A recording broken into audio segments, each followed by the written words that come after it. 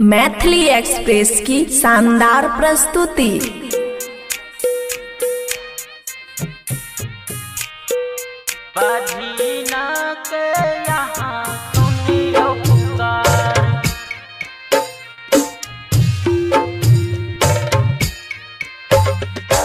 Music director Om Prakash.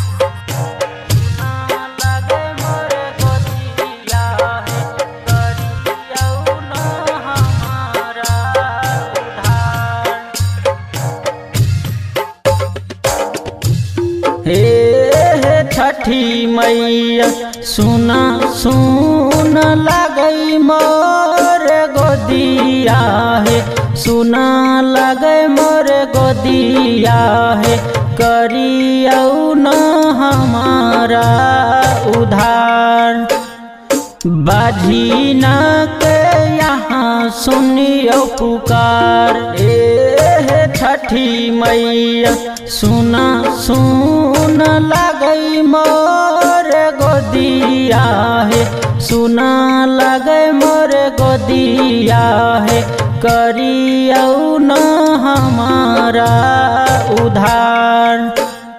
बाजी न के यहाँ सुनियो पुकार।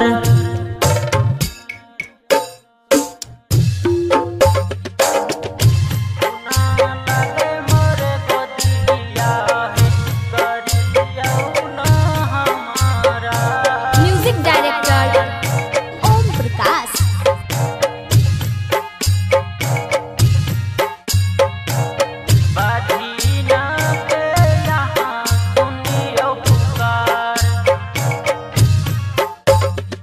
छठी मैया घाट बीच रोबै छी, फाटैए कर जबाहे, बसाय दियौ न घरबा, छूटे नहीं घर परिवार।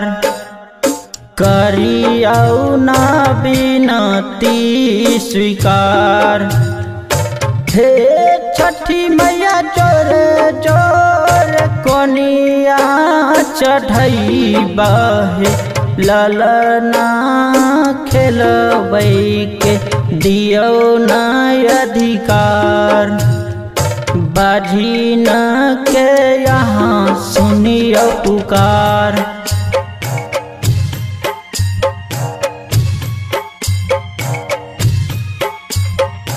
Music director Om Prakash.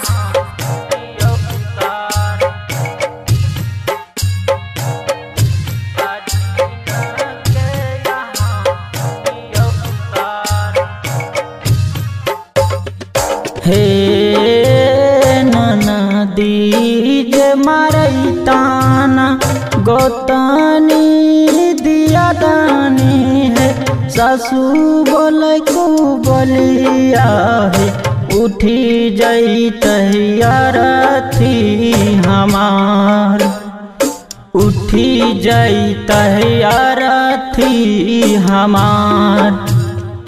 हे छठी मैया चरा में दियौ एक मोरे फूलबा है, दियौ एक मोरे फूलबा है, खुश होई तहि पूरा परिवार। अइलौ भीख मांगे यही दरबार। बाजी न के अहाँ सुनियो पुकार।